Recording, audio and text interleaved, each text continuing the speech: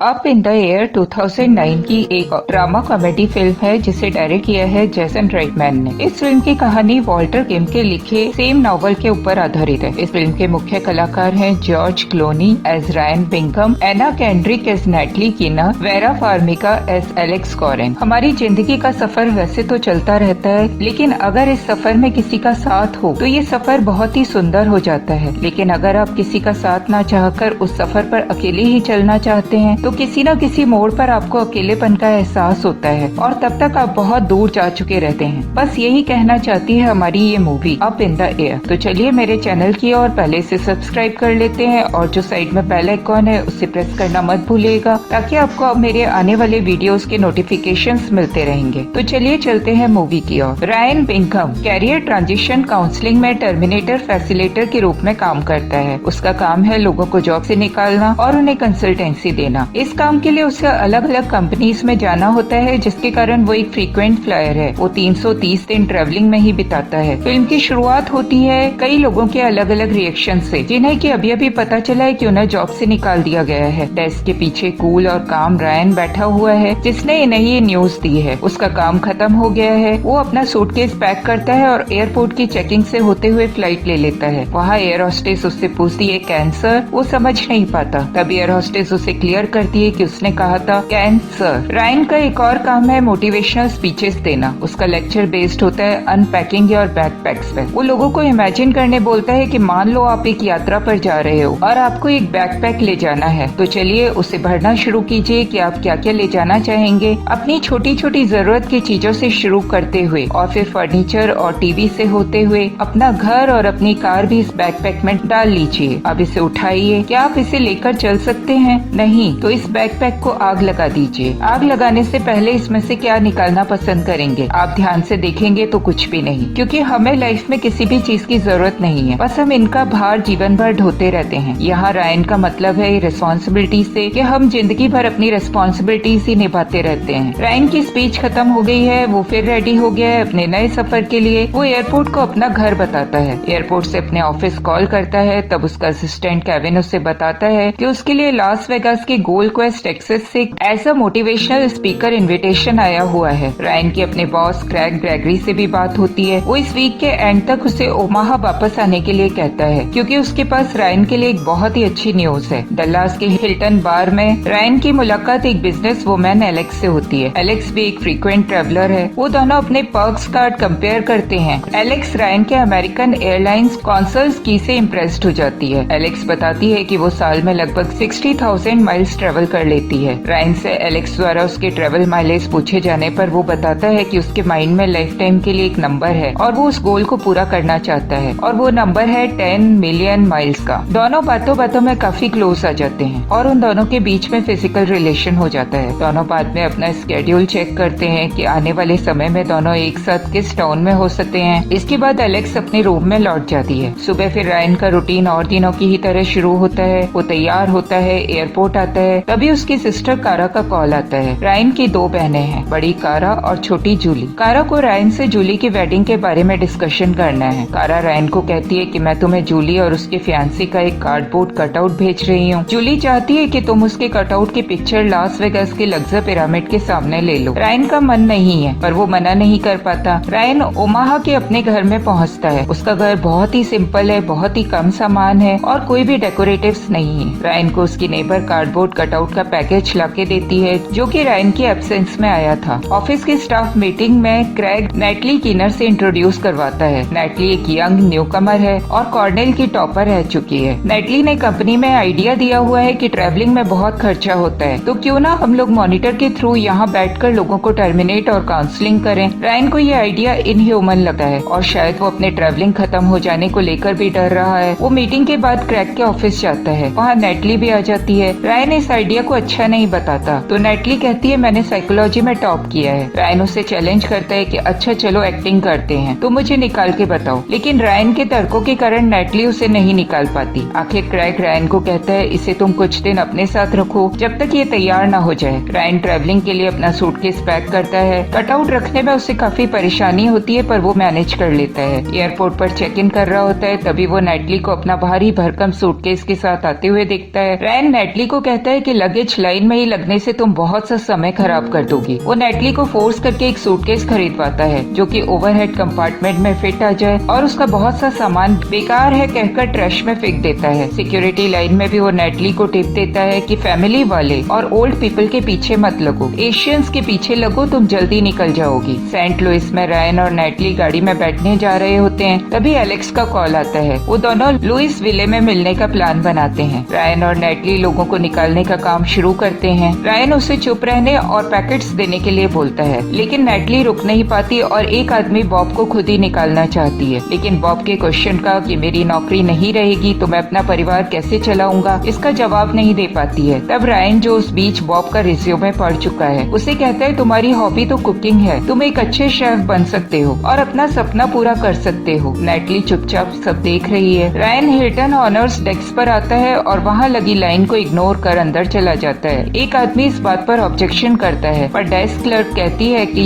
हम अपने Hilton honours members को प्रायोरिटी देते हैं। नेटली को ये सब बहुत अजीब लग रहा है। डिनर पर भी रायन अपने खाने के लिए मिले पैसों से अच्छे से डिनर मंगवाता है। नेटली को आश्चर्य होता है। तब रायन बताता है कि मैं एक भी पैसा एक्स्ट्रा खर्चा नहीं करता अगर वो मेरे फ्रीक्वेंट फ्लायर माइल्स में नहीं जाता है तो। नेटली के कारण पूछने पर रायन बताता है कि उसे अपना 10 माइल्स मिलियन का एम पूरा करना है और ऐसा करके वो उस लेवल पर पहुंचने वाला 7th पर्सन होगा। वो आगे बताता है कि इससे मुझे लाइफ टाइम एग्जीक्यूटिव स्टेटस मिलेगा, चीफ पायलट मेनार्ड फिंच से मेरी मुलाकात होगी और प्लेन के साइड में मेरा नाम लिखा जाएगा। नेटली को ये सुन के सब बहुत अजीब लग रहा है। वो कहती है, अगर मेरे पास इतने माइल्स होंगे तो मैं एयरपोर्ट जाऊंगी और एक जगह चुनकर वहाँ घूमने चली जाऊंगी। रात में रायन जूली का वेडिंग इनविटेशन देख रहा है, तब उसके पास एलेक्स का कॉल आता है और वो दोनों बातें करते हैं। रायन खुश हो जाता है, वो सब कुछ भूलकर उससे बातें करता है। अगली सुबह नेटली सेंट लुइस एयरपोर्ट के सामने कटआउट के साथ पिक्चर लेने में रायन की मदद करती है। उसे इस एयरपोर्ट का इम्पोर्टेंस नहीं पता। तब रायन बताता है कि राइट ब्रदर्स ने यहीं से उड़ान भरी थी। नेटली को इन चीजों में कोई इंटरेस्ट नहीं है, वो वहाँ से चली जाती है। विचिटा के एक ऑफिस में रायन और नेटली लोगों को निकालने का काम कर रहे हैं। रायन नेटली को बताता है कि यहाँ के लोग थोड़ा अलग हैं, उन्हें थोड़ा सोचने का समय देना चाहिए ताकि वो अपने को तैयार कर लें। नेटली अगले आदमी से खुद ही बात करना चाहती है। नेक्स्ट एक लेडी आती है, वो अपने निकाले जाने को शांति से सुनती है और कहती है, मेरे घर के पास एक सुंदर सा ब्रिज है, मैं वहाँ से कूद जाऊंगी। नेटली ये सुनकर डिस्टर्ब हो जाती है और उठकर बाहर चली जाती है। रायन उसे कहता है कि लोग निकाले जाने पर बहुत तरह की बातें करते हैं, पर उनका मतलब वो नहीं होता। कांसास सिटी में एलेक्स रायन और नेटली को ज्वाइन कर लेती है। डेस मॉइंस में फिर दोनों लोगों को निकालने का काम करते हैं। ये सब देखकर नेटली इमोशनली वीक होने लग जाती है। मियामी में रायन एक और मोटिवेशनल स्पीच देता है। लोगों को अपने ह्यूमन कनेक्शंस कम रखने चाहिए क्योंकि रिलेशनशिप हमारी जिंदगी के सबसे भारी बोझा है जिसे कि हमें ढोना पड़ता है। रायन का मानना है कि हम जितना धीरे चलेंगे उतना ही जल्दी मरेंगे, तो हमको सारे रिलेशनशिप हटा के जल्दी जल्दी दौड़ना चाहिए। नेटली रायन से शादी ना करने का कारण पूछती है। रायन कहता है, चलो तुम शादी के आइडिया को मुझे बेच के बताओ, अगर मुझे पसंद आया तो मैं इसे खरीद लूंगा। दोनों में इस बात पे कुछ आर्ग्यूमेंट्स होता है। आखिर में रायन कहता है, गलतियाँ मत करो क्योंकि हमें अकेले ही मरना है, कोई हमारा साथ नहीं देगा। नेटली अचानक ही रोने लगती है क्योंकि उसके बॉयफ्रेंड ने उसको एक टेक्स्ट करके उससे ब्रेकअप कर लिया है। वो रोते हुए ही रायन से लिपट जाती है। रायन उसे चुप करवाते हुए एलेक्स को सीढ़ियों पर खड़ा हुआ देखता है जो उन दोनों को ही देख रही होती है। रायन उसे हाय कहता है और नेटली से इंट्रोड्यूस करवाता है। बाद में नेटली बताती है कि वो सैन फ्रांसिस्को में एक बहुत ही अच्छी जॉब छोड़कर ओमाहा अपने बॉयफ्रेंड के लिए ही आई थी क्योंकि उसकी नजरों में प्रोफेशनल सक्सेस से ज्यादा इम्पोर्टेंट उसके लिए उसका बॉयफ्रेंड था। एलेक्स और रायन नेटली को कहते हैं कि एक उम्र के बाद हमारी रिक्वायरमेंट्स बदल जाती है। एलेक्स कहती है कि 34 की उम्र में तुम्हारी पसंद बदल जाती है। वो अपनी पसंद के आदमी को डिस्क्राइब करती है जिसे रायन बहुत ही दिलचस्पी से सुनता है। रायन और एलेक्स होटल में होने वाली एक टेक कॉन्फ्रेंस पार्टी अटेंड करने जाते हैं। नेटली भी उनके साथ है। वो तीनों रजिस्ट्रेशन डेस्क पर जाते हैं और कोई भी रैंडम अनक्लेम्ड बैज उठा लेते हैं और पार्टी में घुस जाते हैं। नेटली किसी और का नाम देखकर हिचकिचाती है पर रायन उसे फोर्सफुली अंदर ले जाता है। अंदर रायन और एलेक्स डांस करते हैं। नेटली को भी वहाँ एक लड़का डेव मिल जाता है। रायन एलेक्स को अपना एक्स्ट्रा होटल रूम की कार्ड देता है जिसे एलेक्स ले लेती है और कहती है, मुझे नहीं मालूम था कि हम रिलेशन के इस मोड़ पर आ गए हैं। कॉन्फ्रेंस की इवनिंग बोट राइड में एलेक्स रायन से कहती है, मुझे घर में इस तरह से रहने का कभी वक्त नहीं मिला। वो रायन से आगे कहती है, क्या तुम्हारा बैग इसीलिए खाली है कि तुम लोगों को पसंद नहीं करते, या लोग जिन बैग्स के साथ आते हैं तुम्हें वो पसंद नहीं है? रायन हंसता है। है और कहता है मैं सोच रहा हूँ कि अपना बैग खाली करके उसमें क्या वापस रखना पसंद करूंगा। अगले दिन रायन उठता है तो देखता है कि एलेक्स जाने के लिए रेडी है। उसकी सिनसिनाटी में मीटिंग है। रायन ये सुनकर उदास हो जाता है और जाती हुई एलेक्स को कहता है I really like you. Breakfast pool side table पर नेटली पिछली रात की बातों के लिए रायन को सॉरी बोलती है। रायन उससे पूछता है क्या तुम कल उस लड़के के साथ सोई थी? उसके हाँ बोलने पर पूछता है तुमने सुबह आने के समय उसे उठाया या तुम ऐसे ही आ गई? नेटली कहती है मैं उसे बिना बताए आ गई। रायन सोचता है कि शायद प्रोटोकॉल हमेशा ट्रिकी होता होगा। मियामी स्काईलाइन के सामने कटआउट के साथ एक और पिक्चर लेते हुए नेटली रायन से उसके और एलेक्स के रिलेशन के बारे में और उस रिलेशन के फ्यूचर के बारे में पूछती है। रायन कहता है हमारा रिश्ता बहुत ज्यादा कैजुअल है और फ्यूचर के बारे में मैंने अभी सोचा नहीं है। नेटली रायन के जवाब से इरिटेट हो जाती है। तब रायन समझाता है कि एक ऐसा वक्त आता है जब आप किसी की आंखों में झांकते हो और आपको ऐसा फील होता है कि वो तुम्हारी आत्मा को देख रहा है और पूरी दुनिया कुछ समय के लिए शांत हो जाती है। नेटली बहुत ही उत्सुकता से उसकी बातें सुनने लग जाती है, लेकिन उसी वक्त रायन कहता है ऐसा मुझे कभी नहीं लगा। नेटली इरिटेट होकर कटआउट को पानी में फेंक देती है और कहती हुई जाती है कि शायद एलेक्स तुम्हें रियल रिलेशनशिप के लिए एक चांस दे दे, पर तुमने अपनी लाइफ स्टाइल ऐसी बना ली है कि जिसमें ह्यूमन कनेक्शंस के एंटर होने का कोई चांस ही नहीं है। रायन कटआउट को पानी से निकाल लेता है, उसे ड्राई करता है। दोनों डेट्रॉइट पहुंचते हैं। वहाँ रायन नेटली से कहता है कि डेट्रॉइट के लोग काफी डिफिकल्ट और टची होते हैं। जब वो ऑफिस में एंटर करते हैं तो वहाँ एक मॉनिटर रखा हुआ होता है। क्रैग उस मॉनिटर पर दोनों को विश करता है। ये उनके इंटरनेट बेस्ड फायरिंग प्रोजेक्ट का एक ट्रायल है।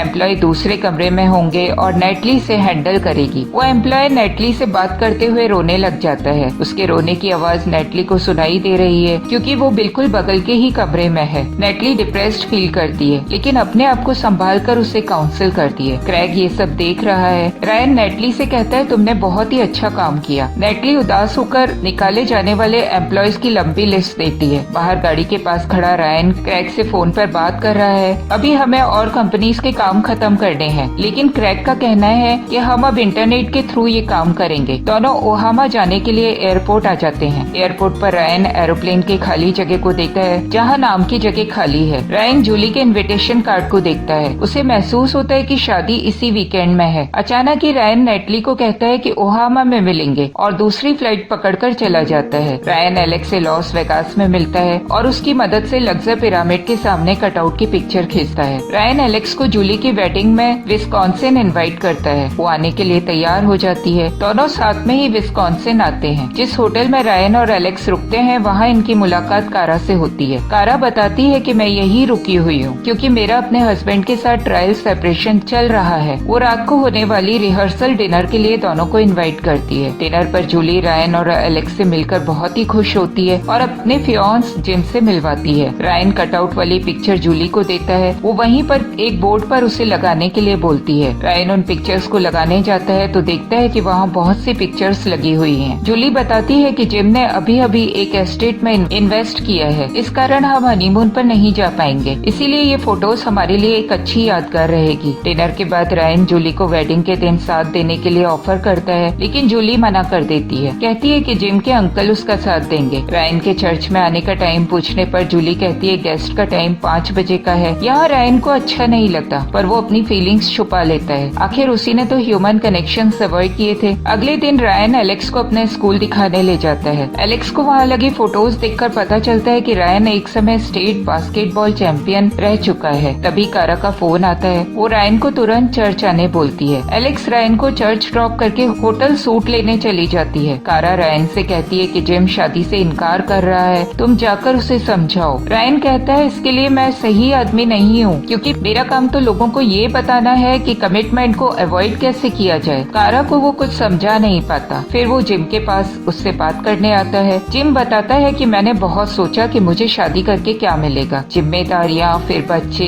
और फिर ये सब करते करते मैं मर जाऊंगा। इससे तो तुम मुझे ज्यादा बेहतर दिखाई देते हो। रायन कहता है सोचो किसी का साथ हमारे जीवन में कितना जरूरी होता है। तुम जिन रिस्पॉन्सिबिलिटीज की बात कर रहे हो वो किसी का साथ होने से एकदम हल्की हो जाएगी, और अपने खास पलों में किसी का साथ होना बहुत ही जरूरी है। जिम उसकी बातों से कन्विंस्ड हो जाता है और जूली के पास आता है, उसे सॉरी कहता है और उन दोनों की वेडिंग हो जाती है। एयरपोर्ट पर एलेक्स रायन से पूछती है अब हम कब मिलेंगे। वो कहता है अब तुम्हें मुझसे मिलने आना पड़ेगा क्योंकि मेरा ट्रेवलिंग का काम खत्म हो रहा है। एलेक्स हंसती है और कहती है जब भी अकेलापन लगे मुझे बुला लेना, मैं आ जाऊंगी। वो जाती है तब रायन कहता है मुझे अकेलापन लग रहा है। एलेक्स हंसती है और वहाँ से चली जाती है। रायन अपने अपार्टमेंट में आता है और एक अलग नजरिए से उसे देखता है। वहाँ उसे बहुत ही ज्यादा खालीपन महसूस होता है। रायन ऑफिस आता है, वहाँ नेटली उसे कॉल सेंटर दिखाती है जहाँ की टेस्टिंग चल रही है। रायन हेडसेट लगाकर कैबिन में बैठता है पर वो इन सबसे सेटिस्फाइड नहीं है। वो अपनी गोल्ड क्वेस्ट एक्सेस का स्केड्यूल चेक करता है और देखता है कि उसे वहाँ क्या बोलना है। लास वेगास में गोल्ड क्वेस्ट एक्सेस जहाँ की रेयान की दिली इच्छा थी स्पीच देने की, वो वहाँ आ जाता है। रायन अपना बैकपैक लेकर स्पीच देने आता है। अपनी उन्हीं बातों से शुरुआत करता है लेकिन अचानक ही रुक जाता है। अपना सिर हिलाता है, लगता है अपने मन में वो इन सब चीजों को मना कर रहा है और वहाँ से निकल जाता है। ऑर्गेनाइजर्स देखते रह जाते हैं। रायन फ्लाइट पकड़कर सीधा शिकागो आता है। एलेक्स के दरवाजे पर आकर बेल बजाता है। एलेक्स दरवाजा खोलती है। रायन को देखकर चौंक जाती है। तभी रायन को पीछे बच्चे खेलते हुए दिखाई देते हैं और वो पलट जाता है। किसी आदमी की आवाज आती है। वो एलेक्स से पूछ रहा है कि दरवाजे पर कौन है। एलेक्स कहती है कोई रास्ता पूछ रहा था। रायन ट्रेन में एयरपोर्ट जा रहा है, तभी उसे एलेक्स का कॉल आता है। वो कहती है तुम ये क्या कर रहे थे,